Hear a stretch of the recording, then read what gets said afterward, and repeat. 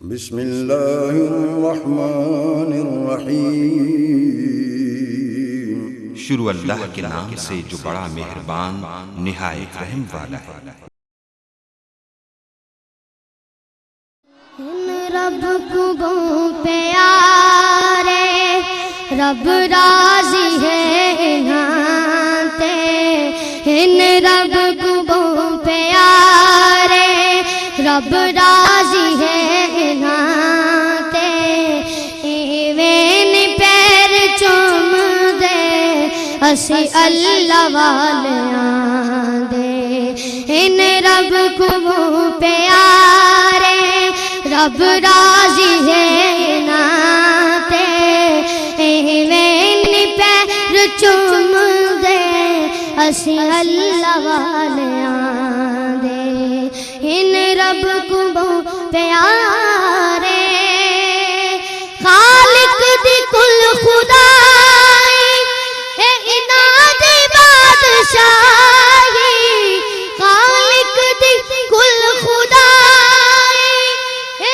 اناد بادشاہی، جو چاو دے نہ کر دے اے دین دے سپاہی، جو چاو دے نہ کر دے اے دین دے سپاہی۔ حسین الصلاة والسلام علیکہ یا مولانا و مولا الثقلین، اللہم صلی وسلم علی رسولک الکریم و آلہ الطاہرین، رب اغفر ورحم وانت خیر الراحمین۔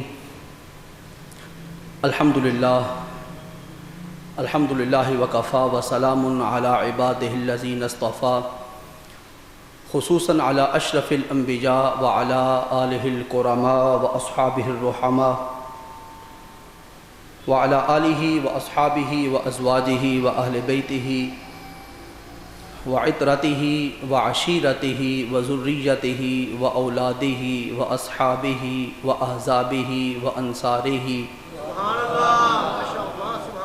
واولیاء امتہ وصلحاء قومہ اجمعین، اما بعد فاعوذ باللہ من الشیطان الرجیم، بسم اللہ الرحمن الرحیم۔ الا تنصروہ فقد نصرہ اللہ اذ اخرجہ الذین کفروا ثانی اثنین اذ ہما فی الغار اذ یقول لصاحبہ لا تحزن ان اللہ معنا فانزل اللہ سکینتہ علیہ وأيده بجنود لم تروها وجعل كلمة الذين كفروا السفلى وكلمة الله هي العليا والله خبير والله عزيز حكيم۔ صدق الله مولانا العلي العظيم وبلغنا رسوله النبي الأمي الكريم الصادق الأمين النبي الكريم الرؤوف الرحيم، ونحن على ذلك لمن الشاہدین والشاکرین والحمد للہ رب العالمین۔ صدہ عزت و احترام کے لائق سامعین ذی احتشام، آپ مجھے اس مسند پر بیٹھ کر بیان کرتے ہوئے دیکھ کر حیران ہوں گے کہ خلاف معمول اور خلاف عادت صاحب ممبر اپنے ممبر پر آج جلوہ افروز نہیں، لیکن یہ سن کر آپ انتہائی معزوز بھی ہوں گے، آپ کو لطف بھی آئے گا، خوش بھی ہوں گے کہ آپ سب کے لیے حضور کی بارگاہ ناز میں درود و سلام آپ کی طرف سے پہنچانے کے لیے صاحب ممبر اس وقت حضور کی بارگاہ میں حاضر ہیں۔ عمرہ شریف کی ادائیگی کے لیے، عمرہ شریف کی ادائیگی کے لیے کہوں یا بارگاہ نبوت میں سلام پیش کرنے کے لیے کہوں؟ نہیں، حج کرنے کے لیے۔ کیا کرنے کے لیے؟ نہیں، مزہ نہیں آیا، حج اکبر کے لیے۔ حج مہینہ ربیع ثانی کا، اور حج چھوڑ کے میں نے حج اکبر کا لفظ کہہ دیا، تو ہمارے بزرگوں سے ہم نے سنا تھا، وہ فرماتے ہیں لک حج ہوندا ہے تیری گلی دا ایک پھیرا۔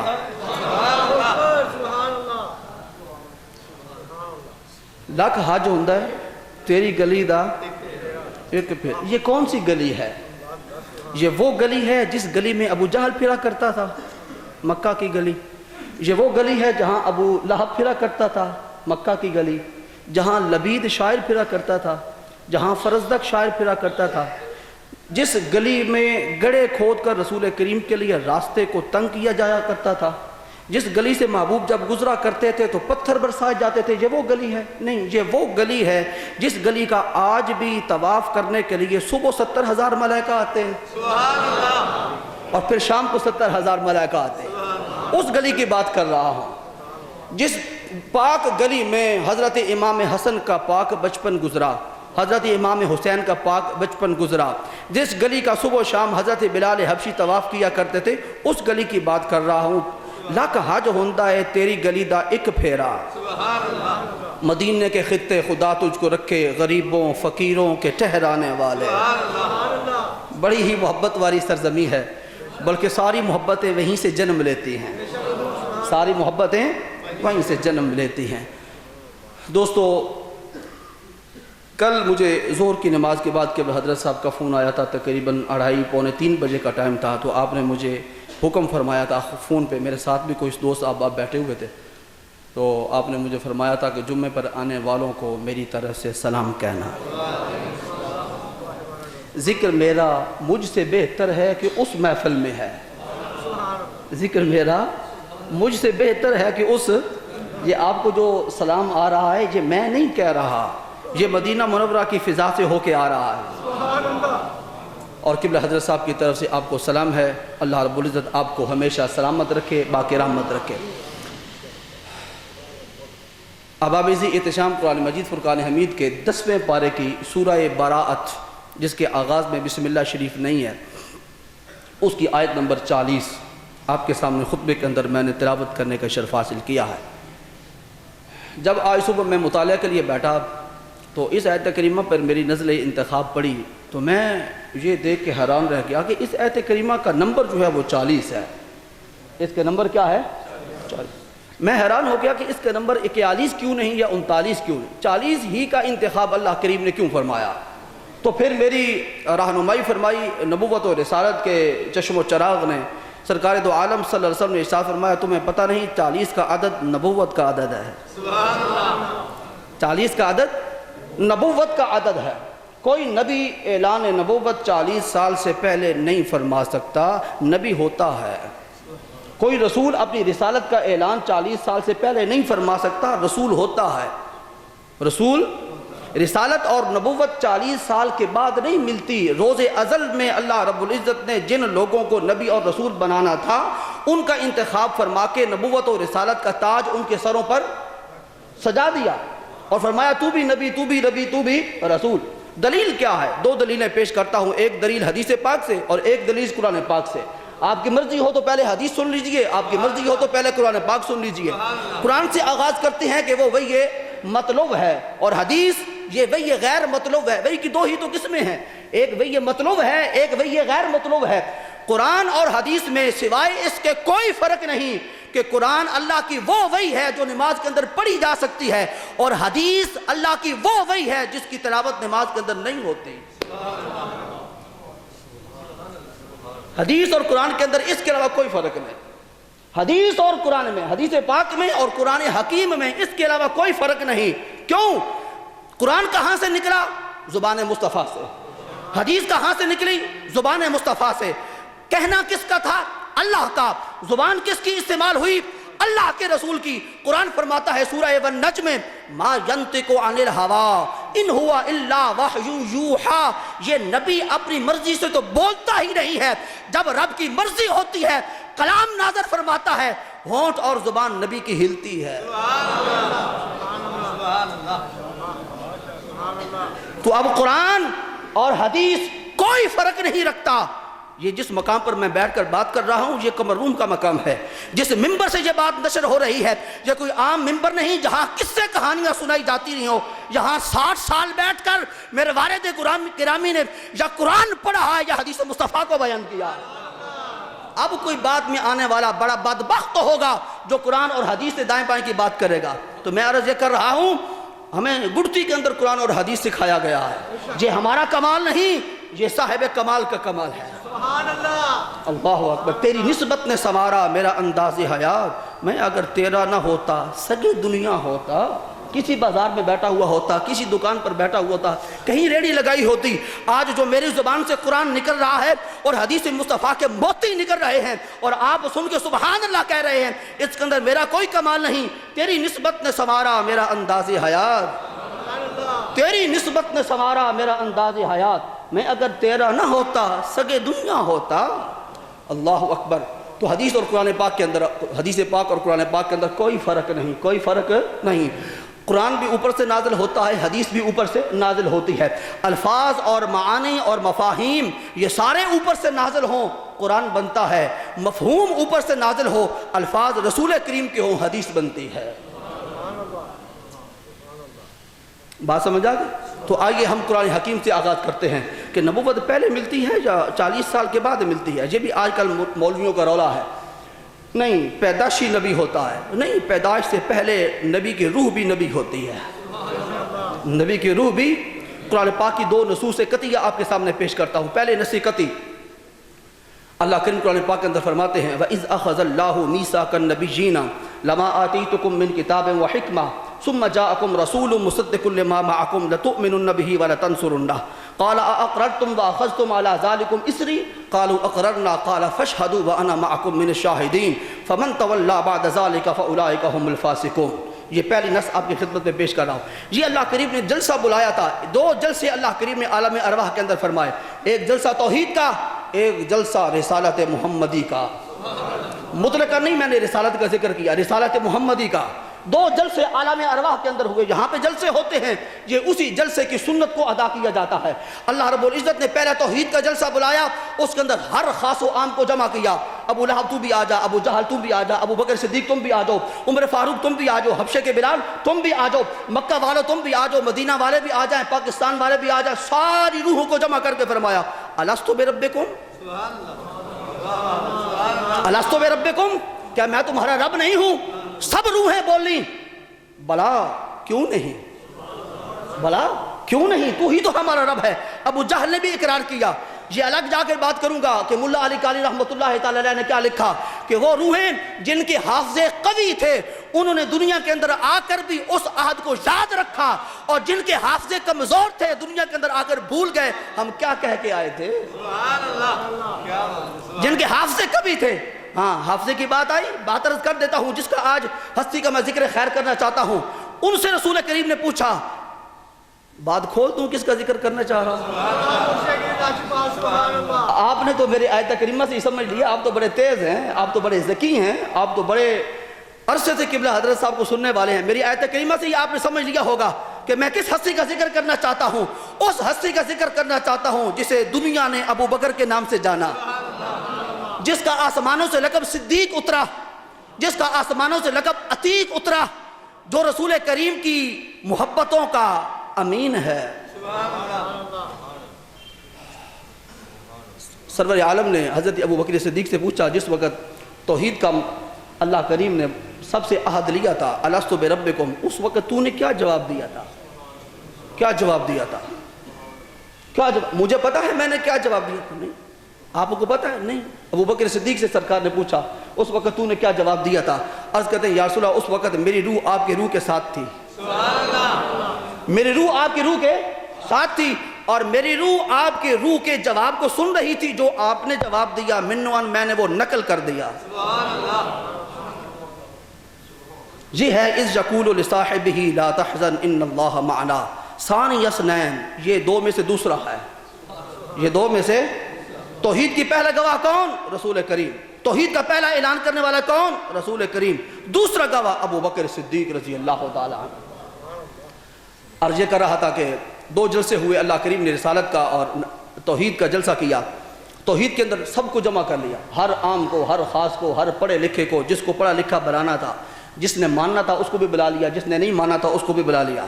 اب فرمایا یہ توحید کی بات تو ہوگی کیونکہ میں رب العالمین ہوں. اب رحمت العالمین کا جب ذکر ہوگا اس مجلس کے اندر ہر ایک نہیں ہوگا، صرف انبیاء اور رسول ہوں گے. کیا ہوں گے؟ انبیاء اور رسول ہوں گے. انبیاء اور رسولان اعظام کو جمع کر کے اللہ کریم نے فرمایا وَإِذْ أَخَذَ اللَّهُ مِيثَاقَ النَّبِيِّينَ لما آتیتکم من کتاب و حکمہ، آدم سے لے کے عیسیٰ تک ایک ایک نبی اور ایک ایک رسول جہاں پر تشریف فرما ہو، بول کر بتاؤ جس وقت میرا رسول تمہارے پاس آئے گا اور تمہیں نبوتیں بھی مل چکی ہوں گی، رسالتیں بھی تمہیں مل چکی ہوں گی، کتابیں بھی تمہارے پاس آ چکی ہوں گی، کیا میرے رسول پر ایمان لاؤ گے کہ نہیں لاؤ گے؟ اللہ کو پتہ نہیں تھا کہ آدم علیہ السلام نے چلے جانا ہے، بعد میں رسول کریم نے آنا، نوح علیہ السلام نے دنیا سے چلے جانا، پھر رسول کریم نے آنا، حضرت عیسیٰ علیہ السلام آنے والوں میں سے رسول کریم سے پہلے آخری نبی اور رسول ہیں، انہوں نے چلے جانا ہے، پھر رسول کریم نے تشریف لے کے آنا ہے، پھر عہد کیوں لیا؟ پھر عہد کیوں لیا؟ عہد صرف اس لیے نہیں لیا جاتا کہ رسول کریم یا کسی موقع کے مطابق اس بندے نے وہاں پر موجود نہیں ہونا تو اس کے موجودگی کے ہوتے ہوئے عہد لیا جائے، کبھی کبھی اہتمام شان کے لیے عہد لیا جاتا ہے۔ اہتمام ہے، میرے رسول کے کوئی عام مقام نہیں، بڑا اہتمام ہے، جنہوں نے ہونا ہے ان سے بھی عہد لوں گا، جنہوں نے نہیں ہونا ان سے بھی عہد لوں گا۔ اللہ اکبر۔ تو یہ عالم ارواح کی بات ہے، اس وقت اللہ کریم نے ان کو مخاطب کن لفظوں سے کیا؟ وَإِذْ أَخَذَ اللَّهُ مِيثَاقَ النَّبِيِّينَ، لفظ نبی سے تعبیر کیا تو نبوت مل چکی تھی۔ اور آیت کریمہ 16 پارے کی حضرت عیسیٰ علیہ السلام فرماتے ہیں انی عبداللہ، 6 ماہ کی عمر ہے، انی عبداللہ آتانی الکتاب وجعلنی نبیا وجعلنی مبارکا اینما کنت واوصانی بالصلاۃ والزکاۃ ما دمت حیا۔ عیسیٰ علیہ السلام پیدا ہوتے ہی گواہی دے رہے ہیں کہ مجھے اللہ کریم نے نبی بنا کے بھیجا ہے۔ تو 40 سال والی عمر قید ختم ہو گئی، 40 سال کے بعد صرف اعلان ہوتا ہے۔ تو اس لیے میں عرض کر رہا تھا کہ اس آیت کریمہ کا عدد کیا ہے؟ 40واں عدد ہے، اور یہ کس پارے میں ہے؟ 10ویں پارے کے اندر ہے۔ اور تلک عشرۃ کاملہ، 10 کا عدد کامل عدد ہے، 10 سے بڑا کوئی عدد دنیا کے اندر مارج وجود کے اندر نہیں آیا۔ 10 کے بعد پھر ایک آ جاتا ہے، 10 کے بعد پھر ایک آ جاتا ہے، اور 10 میں بھی ایک ہی ہے، ایک تو 0 ہے، 0 کی کوئی وقت ویلیو نہیں ہوتی۔ 1 سے 2 ہوا، 2 میں 1 موجود، 2 سے 3 ہوا، 3 میں 3 1 موجود، 3 سے 4 ہوئے، 4 میں 3 1 موجود۔ 2 کس سے بنا تھا؟ جس کی بنیاد پہ 3 بنا۔ 3 کس سے بنا؟ 2 سے بنا۔ 4 کس سے بنا؟ 3 سے بنا۔ اور 2 کس سے بنا تھا؟ 2 ایکوں کا مجموعہ 2 کہلاتا ہے۔ اور جب یہ چلتا چلتا 9 پہ پہنچا، 9 کے اندر 9 1 ہیں، اور پھر 9 سے آگے سفر ہوا 10، 1 0، اس کی کوئی ویلیو وقت نہیں، پھر 1 ہے۔ علموں بس کریں او یار سنو اکو الف درکار، علموں بس کریں او یار سنو اکو الف۔ ہاں، یہ الف کون سا ہے؟ یہ الف احد کا بھی ہے، احمد کا بھی ہے۔ کون سا الف ہمیں درکار ہے؟ جو احد کا بھی ہو اور پہلے احمد کا ہو، کیونکہ احد تو ہمارے ساتھ کلام نہیں کرتا۔ وہ فرماتا ہے ما کان لبشر ان یکلمہ اللہ الا وحیا او من وراء حجاب او یرسل رسولا فیوحی باذنہ۔ کسی بندے کے اندر مجال نہیں کہ وہ براہ راست اللہ سے کلام کر سکے۔ جب اللہ نے کسی بندے کے ساتھ کلام کرنا ہوتا ہے تو واسطہ درمیان میں رسالت محمدیہ کا بناتا ہے۔ اللہ مصطفیٰ سے کلام کرتا ہے، مصطفیٰ پھر ابو بکر سے کلام کرتا ہے، اللہ براہ راست کلام نہیں فرماتا۔ یہ تو قرآن کی نص قطعی ہے۔ اللہ اکبر۔ 10واں پارہ اور اس کی سورہ براءت اور 40ویں آیت کریمہ، اس کے اندر سیدنا ابو بکر صدیق رضی اللہ تعالیٰ عنہ کا اللہ رب العزت نے بڑے دل نشیں انداز کے اندر ذکر خیر فرمایا ہے۔ پہلے تو اس بات پر غور ہونا چاہیے کہ یہ ابو بکر صدیق رضی اللہ تعالیٰ عنہ کا اسم پاک ابو بکر تو نہیں ہے، اور پھر کنیت ہے، جیسے کہ کنیت ابو الکلام ہے، مثال کے طور پہ ابو الکمال کنیت ہے۔ میرے والد کرام میں کی ابو الکمال کنیت ہے، کیونکہ آپ کے بڑے صاحبزادہ صاحب ان کا نام کمال الدین ہے، تو ابو الکمال بڑے بیٹے کے نام سے ہوتی۔ ابو بکر صدیق ابو بکر کیسے بنے؟ ابو بکر کیسے بنے؟ آپ کے بیٹوں میں سے ایک عبداللہ ہیں، ایک حضرت عبد الرحمن ہیں، دونوں صحابی رسول ہیں۔ تو پھر یا تو آپ کو ابو عبداللہ ہونا چاہیے یا ابو عبد الرحمن ہونا چاہیے۔ یہ ابو بکر نام کیسے پڑ گیا اور یہ کنیت آپ کی کیسے ہے؟ علماء نے لکھا تفاسیر کے اندر، وہ فرماتے ہیں ابو بکر کا کوئی بیٹا بکر نام کا نہیں تھا، تو پھر آپ کو ابو بکر کیوں کہا جاتا ہے؟ ابو بکر صدیق کا اصل نام جو پیدائشی والدین نے رکھا تھا، آپ سن کے حیران رہ جائیں گے۔ نہیں، یہ میں جوڑا مسجد کے اندر بات کرتے ہوا تو اچھا لگتا تھا، لیکن نظامی مسجد کے اندر میں یہ بات کہوں کہ آپ حیران رہ جائیں کہ نہیں، آپ کے پاس تو سارے معلومات الحمدللہ موجود ہیں، آپ نے حیران نہیں رہنا، آپ نے میری تائید اور میری توثیق کرنی ہے۔ حضرت ابو بکر صدیق کا پیدائشی نام جو آپ کی والدہ مائدہ اور آپ کے والد گرامی حضرت عثمان بن ابی قحافہ نے رکھا، وہ نام تھا عبد الکعبہ۔ کیا؟ کعبے کا بندہ۔ کس کا بندہ؟ عبداللہ، اللہ کا بندہ۔ حضرت ابو بکر صدیق بارگاہ مصطفیٰ کے اندر حاضر ہوئے، سرکار نے فرمایا کعبے کا کوئی بندہ نہیں اللہ کا بندہ ہوتا ہے، تیرا نام آج کے بعد عبد الکعبہ نہیں عبداللہ ہے۔ والدین کے جو نام رکھا تھا وہ عبد الکعبہ، اور جو دنیا کے اندر مشہور ہوا تفاسیر کے اندر موجود ہے، حدیث پاک کے اندر موجود ہے، شروحات کے اندر موجود ہے، وہ کیا ہے؟ عبداللہ۔ اور جانتا کوئی نہیں عبداللہ کے نام سے، کس نام سے جانتے ہو؟ صدیق کہوں تب جانیں گے، عتیق کہوں تب جانیں گے، ابو بکر کہوں تب جانیں گے، غار یار کہوں تب جانیں گے، غار مزار کہوں تب جانیں گے، جنت کا ساتھی کہوں تب آپ جانیں گے، حوض کوثر کا ساتھی کہوں تب جانیں گے، خندق کے اندر رسول کریم کے ساتھ کون تھا؟ ابو بکر تھا، تب آپ جانیں گے، رسول کریم کے ساتھ بے سایہ نبی کے ساتھ سائے کی طرح زندگی گزارنے والا کون تھا؟ ابو بکر۔ بے سایہ نبی کے ساتھ سائے کی طرح زندگی گزارنے والا کون؟ اس جملے پہ تو آپ کو سبحان اللہ کہنے سے، بے سایہ نبی کے ساتھ سائے کی طرح زندگی گزارنے والا ابو بکر صدیق رضی اللہ تعالیٰ عنہ۔ اللہ اکبر۔ اور حضور کا یہ کمال ہے، اپنی میت میں، اپنے قرب میں، اپنے فیض سے اس وجود کو ایسا سرکار نے نوازا کہ عبد الکعبہ کو عبداللہ بنایا، عبداللہ کو ابو بکر بنایا، ابو بکر کو ابو بکر صدیق بنایا، ابو بکر صدیق کو اپنے سفر کا ساتھی بنایا، اپنے سفر کے ساتھی کو غار ثور کا ساتھی بنایا، غار ثور کے ساتھی کو غار مزار بنایا، اور پھر اس کو اپنے ساتھ جنت کا رفیق بنایا۔ یہ حضور کا فیض ہے، یہ حضور کا فیض ہے۔ اور میں آج ایک خاص بات آپ سے عرض کرنا چاہتا ہوں۔ تصوف کی دنیا کے اندر 4 مقامات آتے ہیں، 4 مقامات تصوف کی دنیا کے اندر آتے ہیں۔ جو آدمی تصوف کی دنیا میں سب سے پہلے قدم رکھتا ہے طالب بنتا ہے۔ کیا بنتا ہے؟ طالب بنتا ہے۔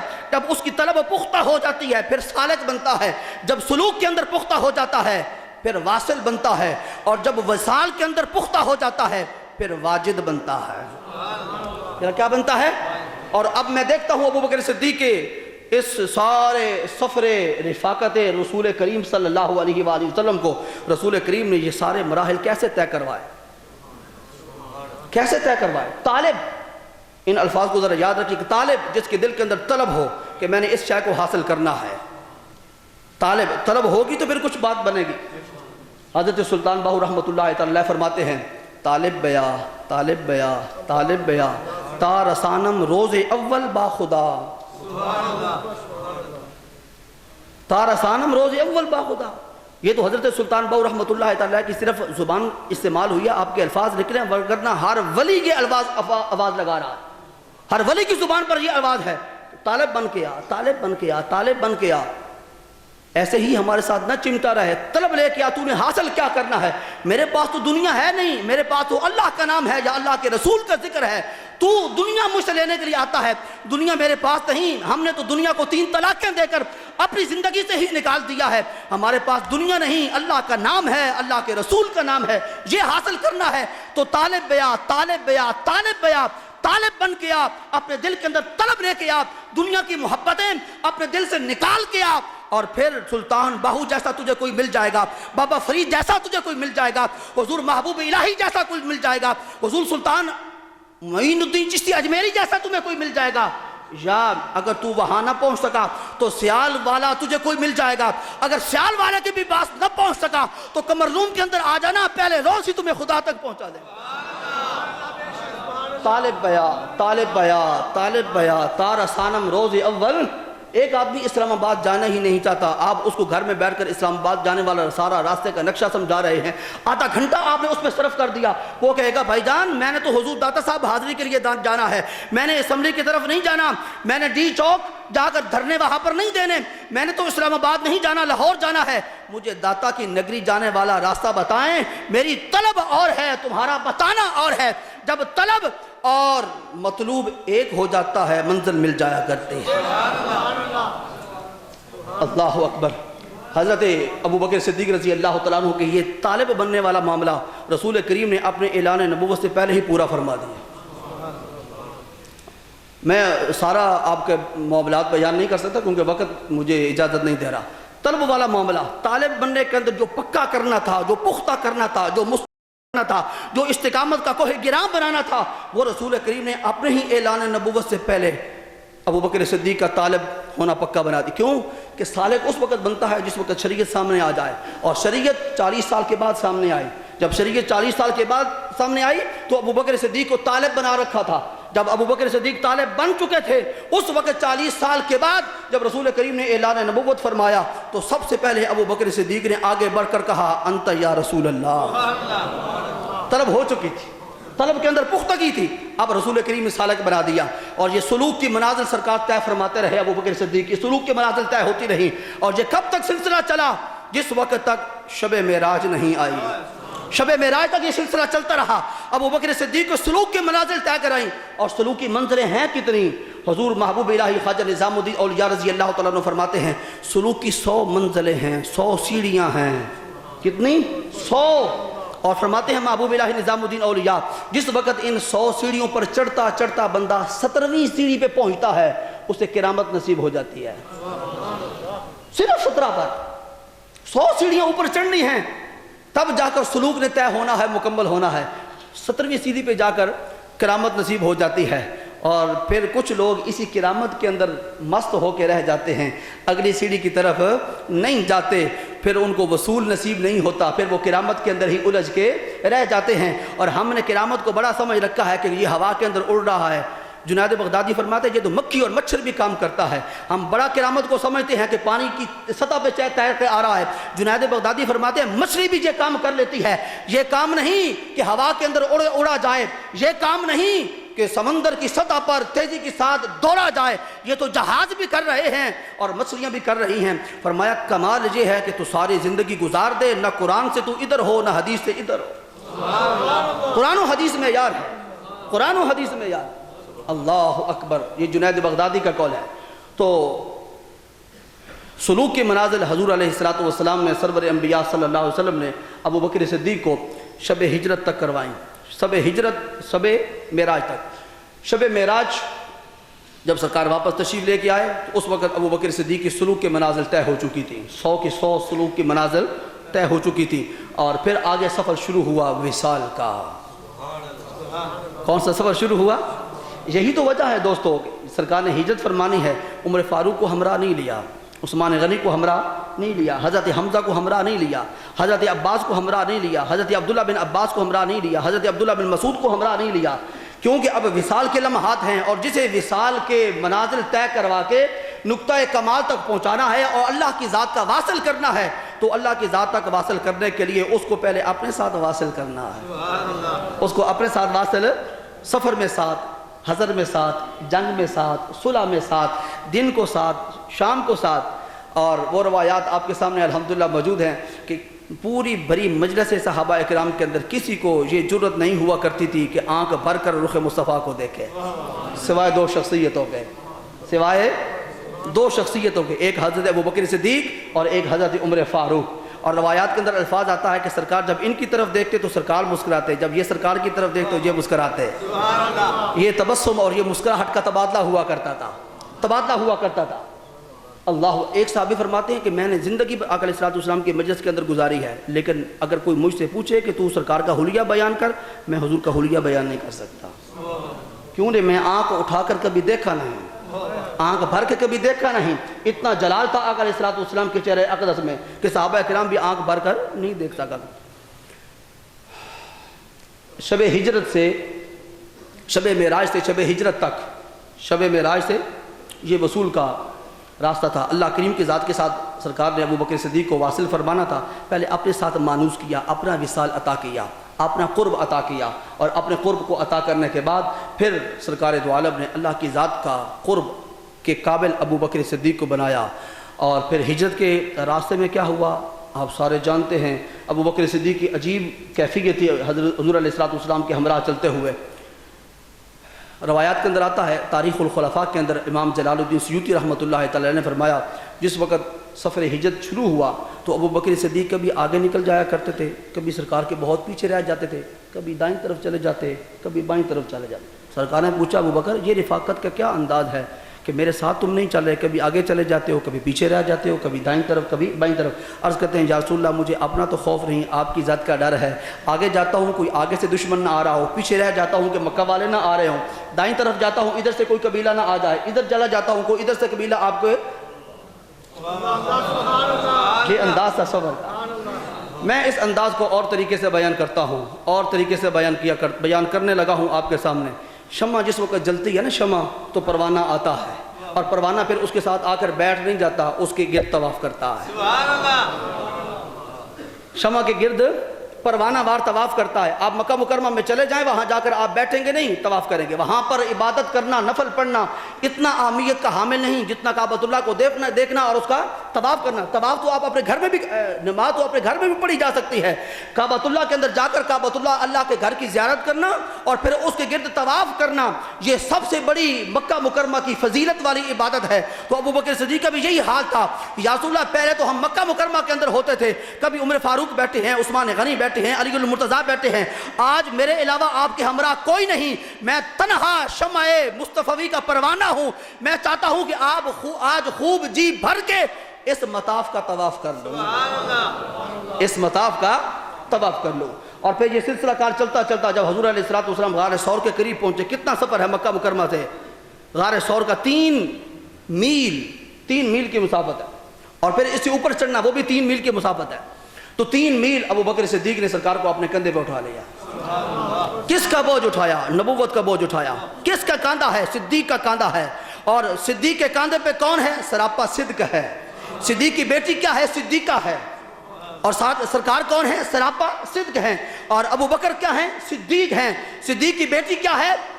صدیقہ ہے۔ صدق تو اس گھر کے اندر سارا طواف کرتا پھرتا نظر آ رہا ہے۔ اور آج ایک آدمی اور ایک گروہ کسی اور رنگ کے کپڑے پہن کے ابو بکر کے بارے میں کچھ ایسا ذہن رکھتا ہے جس ذہن کی ہم ترجمانی نہیں کر سکتے، ترجمانی نہیں کرتے۔ اللہ اکبر۔ آیت کریمہ کی طرف آتے ہیں، اللہ کریم فرماتے ہیں الا تنصروہ فقد نصرہ اللہ۔ اے لوگو اگر تم مستقبل میں میرے رسول کی مدد نہیں کرو گے، لا باس بہ، اس کے اندر کوئی حرج والی بات نہیں، کوئی حرج والی بات نہیں۔ میرے رسول کی دین کی مدد نہیں کرو گے، الا تنصروہ، ناصرہ ینصرو، تنصرو مخاطب کا صیغہ ہے اور مستقبل پر دلالت کرتا ہے، یعنی کہ مستقبل میں بھی اگر تم میرے رسول کی دین کی مدد نہیں کرو گے تو کوئی مذائقہ نہیں، کوئی حرج والی بات نہیں۔ فقط ناصرہ اللہ، اللہ اس کی مدد فرما چکا ہے، اللہ اس کی مدد فرما چکا ہے۔ الا تنصروہ فقط ناصرہ اللہ، اللہ نے کب مدد فرما دی؟ اذ اخرجہ الذین کفروا، جس وقت مکہ والوں نے ایسے حالات پیدا کر دیے جن حالات کے پاداش میں رسول کریم کا مکہ مکرمہ کے اندر رہنا چند ہو گیا اور مشکل ہو گیا۔ اس وقت اللہ نے مدد کی، تو اللہ نے کس کے ذریعے مدد کی؟ 2 ہستیوں کے ذریعے اللہ کریم نے رسول کریم کی مدد کی۔ پہلی ہستی ابو بکر صدیق، دوسری ہستی علی المرتضیٰ شیر خدا۔ الا تنصروہ فقد نصرہ اللہ اذ اخرجہ الذین کفروا ثانی اثنین، جب 2 میں سے اذ یقول لصاحبہ، اپنے دوست اور اپنے ساتھی اور اپنے صاحب سے کہہ رہا تھا، کیا کہہ رہا تھا؟ لا تحزن، لا تحزن، تو میری فکر نہ کر، تو میری فکر نہ کر۔ یار لوگوں نے یہاں ترجمہ کرتے ہوئے کہا کہ لا تحزن سے مراد سرکار کا فکر نہیں، ابو بکر صدیق کو اپنی جان کا فکر تھا، اپنی جان کا۔ میں قرآن پاک کی نصوص قطعیہ آپ کے سامنے رکھ سکتا ہوں، اپنی جان کا فکر ہو۔ قرآن پاک نے کسی مقام پر وہاں لفظ حزن کا ذکر نہیں کیا، جس مقام پر بھی اپنا فکر کا ذکر کیا ہے اللہ کریم نے وہاں لفظ خوف کا ذکر فرمایا، لفظ خوف کا ذکر فرمایا۔ حضرت موسیٰ علیہ السلام نے اپنا عصا پھینکا، وہ لاٹھی پھینکی، عصا وہ کیا بن گیا؟ سانپ بن گیا۔ جب وہ سانپ بنا، موسیٰ علیہ السلام پر ایک بشری تقاضے کے مطابق دہشت طاری ہوئی۔ اللہ کریم نے فرمایا لا تخف، موسیٰ اپنا خوف رکھا، موسیٰ اپنا خوف۔ تو جس وقت خوف کا ذکر ہوگا اپنی ذات کا ہوگا، اور جس وقت بھی حزن کا ذکر ہوگا اپنا نہیں ہوگا، اگلے کا ہوگا۔ کس کا ہوگا؟ یہ کوئی لغت کی کتاب آپ اٹھا کر دیکھ لیں، ہر لغت کی کتاب کے اندر یہ خوف اور حزن ان دونوں کا الگ الگ معیار اللہ کریم نے ذکر فرمایا۔ لا تحزن، ابو بکر میرا فکر نہ کر۔ بھائی دوستو، اگر ابو بکر صدیق کو اپنا فکر ہوتا تو غار میں پہلے کیوں جاتے؟ خالی غار میں رسول کریم کو باہر کھڑا کر کے خود آگے کیوں جاتے؟ اور پھر جس وقت سارے سوراخوں کو بند کر دیا تھا اور اپنی قمیض مبارک ساری ختم ہو گئی تھی، ان سوراخوں کو اور ان بلوں کو بند کرتے ہوئے، اور ایک سوراخ باقی بچ گیا تھا، ابو بکر کو اپنی جان کا خوف ہوتا، اپنی ایڑی اس ایک سوراخ پر کیوں رکھتے؟ اپنی ایڑی اس سوراخ پر پہلی بات تو یہ ہے کہ مکہ مکرمہ سے نکلتے ہی کیوں؟ اگر اپنی جان کا خوف تھا تو مکہ مکرمہ سے نکلتے ہی کیوں؟ حضور علیہ السلام کے ساتھ اس روز نکلنا موت کو دعوت دینے کے مترادف تھا اور اپنی جان کو ہتھیلی پر رکھنے کے مترادف تھا۔ اس کے باوجود ابو بکر صدیق نے اپنا خوف کیا، نہ اپنے آل و عیال کا خوف کیا، بلکہ اپنا تن من دھن حضور کی ذات اقدس پر قربان کرتے ہوئے حضور کی ہمراہی اختیار کر لی۔ اللہ کریم نے فرمایا لا تحزن، اے ابو بکر تو میرے رسول کا فکر نہ کر۔ کیوں؟ اس لیے کہ یا ایھا النبی حسبک اللہ، اے نبی تیرے لیے اللہ کافی ہے، تیرے لیے کیا ہے؟ اللہ کافی ہے۔ ان اللہ معنا۔ اور جہاں ایک اور آیت کریمہ مجھے آگے نہیں پڑھنے دے رہی، اور اس آیت کریمہ کے اندر اللہ رب العزت نے حضرت موسیٰ علیہ السلام کے ایک قول مبارک کو نقل کیا ہے، اور وہ کیا تھا؟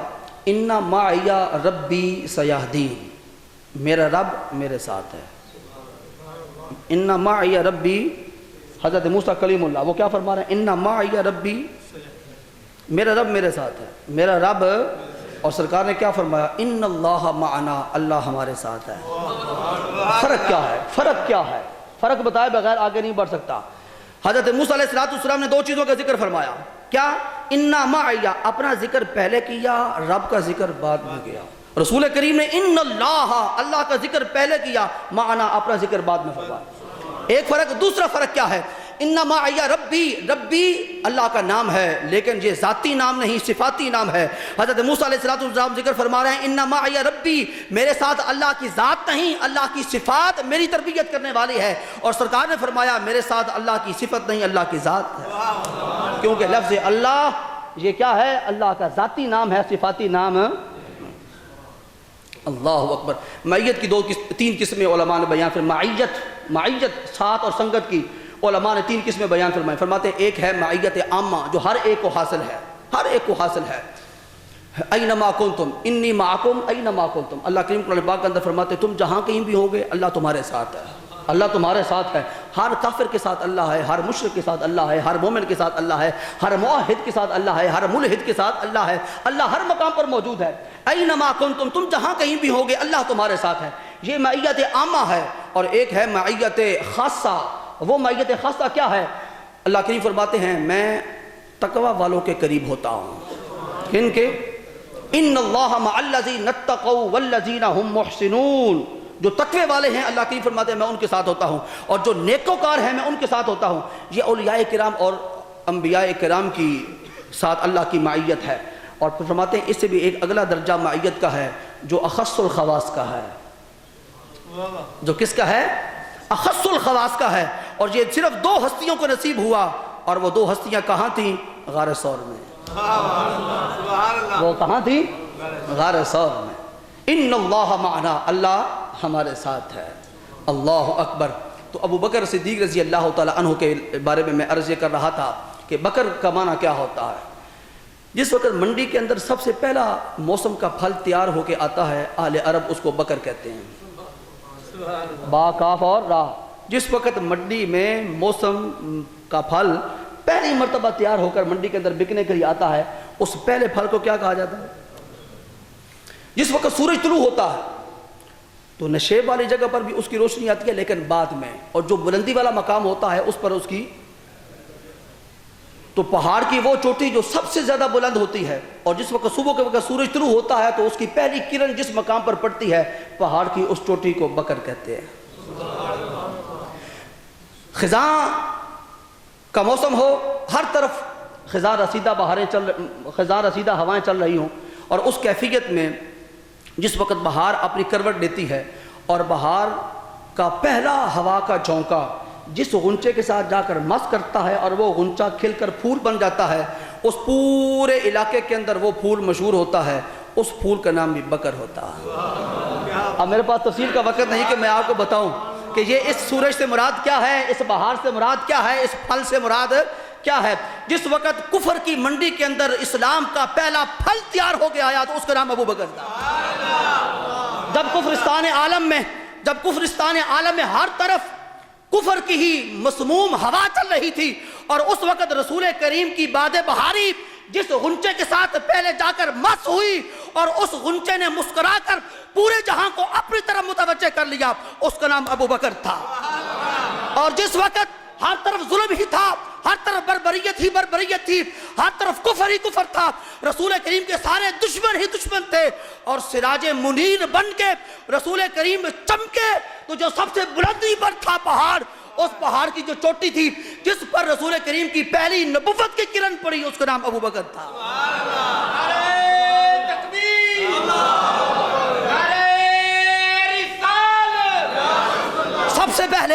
سب سے پہلے رسول کریم نے مرکز ایمان نے، مرکز معرفت نے، مرکز محبت نے، مرکز عشق نے، مرکز محبت انوار و تجلیات الہیہ نے جو پہلی توجہ ڈالی، اور اس توجہ کے ساتھ ابو بکر صدیق کے سینے کو، اس کے ظاہر کو، اس کے باطن کو، اس کے اول کو، اس کے آخر کو، اس کے وجود کو، اس کی نظر کو، اس کی بصارت کو، اس کی بصیرت کو، اور اس کے تن من دھن کو بدل کر رکھ دیا۔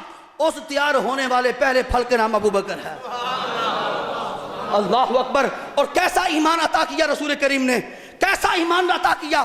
آج سارے ہی مومن بنے پھرتے ہیں، آؤ ایمان عطا کرنے والے کی زبان سے سنتے ہیں، یا رسول اللہ ابو بکر کا ایمان کیسا ہے، عمر کا ایمان کیسا ہے، عثمان کا ایمان کیسا ہے، اور آج 1400 سال کے بعد آنے والے ایک مومن کا ایمان کیسا ہے۔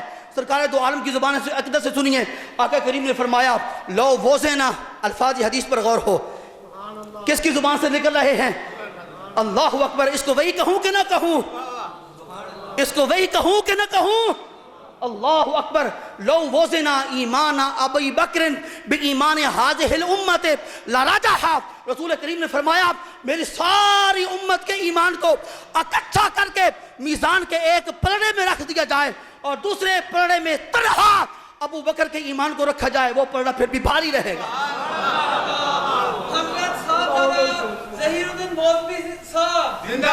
اللہ اکبر! کیا عرض کر گیا ہوں، یہ پہلی تجلی ہے، یہ پہلا نور ہے، یہ پہلی محبت کی جلوہ گاہ ہے، یہ وہ تجلی ہے جس تجلی کا مرکز و محور رسول کریم کی ذات ہے، اور اس تجلی کی جلوہ گاہ ذات ابو بکر صدیق کا قلب عطر ہے۔ رسول کریم نے فرمایا لو وزنا ایمان ابی بکر بے ایمان ہذہ الامت لرجح، اگر میری ساری امت کے ایمان کے ساتھ ابو بکر کے تنہا ایمان کا وزن کیا جائے، ابو بکر کا ایمان پھر بھی بھاری رہے گا۔ اللہ اکبر! اس ایمان میں صلحاء کا ایمان بھی آ جاتا ہے، اتقیاء کا ایمان بھی آ جاتا ہے، اصفیاء کا ایمان بھی آ جاتا ہے، اولیاء کا ایمان بھی آ جاتا ہے، قرآن کی تفسیر لکھنے والے مفسرین کا ایمان بھی آ جاتا ہے، اور حدیث کی شرح لکھنے والے محدثین کا ایمان بھی آ جاتا ہے۔ فرمایا سارے مل کر بھی ابو بکر کے ایمان کا مقابلہ نہیں کر سکتے۔ اللہ اکبر! یہ تو ایمان تھا، اور ایمان کے بعد پھر آگے درجہ آتا ہے عمل کا۔ ہاں، ایمان ہو اور اس کے بعد پھر کس کا درجہ آتا ہے؟ عمل کا درجہ آتا ہے۔ یا رسول اللہ اس ابو بکر صدیق کا عمل، فرمایا عمل کی بات سنتے ہو تو میں نہیں سناتا، صدیقہ سے پوچھو، صدیقہ سے پوچھو۔ حضرت سیدہ صدیقہ عائشہ صدیقہ رضی اللہ تعالیٰ عنہ ارشاد فرماتی ہیں، آپ فرماتی ہیں میں حضور کی بارگاہ اقدس کے اندر حاضر تھی، الفاظ حدیث بعد میں سناؤں گا، پہلے وہ منظر کشی کرنا چاہتا ہوں۔ حجرہ ہے عائشہ صدیقہ کا، اور آغوش ہے صدیقہ کی، آغوش میں سر ہے سراپا صدق کا۔ اللہ اکبر! یہ سر اقدس، یہ سر اقدس، جس سر اقدس پر وضحیٰ کا چہرے کا لفظ بھی صادق آتا ہے، واللیل اذا سجا کی زلفوں کا لفظ بھی صادق آتا ہے، ما زاغ البصر وما طغیٰ کی لفظ بھی صادق آتا ہے، جہاں کان لگے ہوئے ہیں وہ کان کوئی بات نہیں سنتے، صرف سنتے ہیں تو اللہ کی سنتے ہیں، اور اس چہرے میں زبان ہے، کوئی بات نہیں کہتی سوائے اللہ کے، سننا اللہ کا، کہنا اللہ کا، دیکھنا اللہ کو، دیکھنا، اور ناک کی بات رہ گئی۔ حضور علیہ السلام مدینہ منورہ کی سرزمین پہ کھڑے تھے، آپ نے ایسے لمبا سانس لیا، اور فرمایا انی لاجد نفس الرحمن، مجھے یمن سے رحمان کی خوشبو آ رہی ہے۔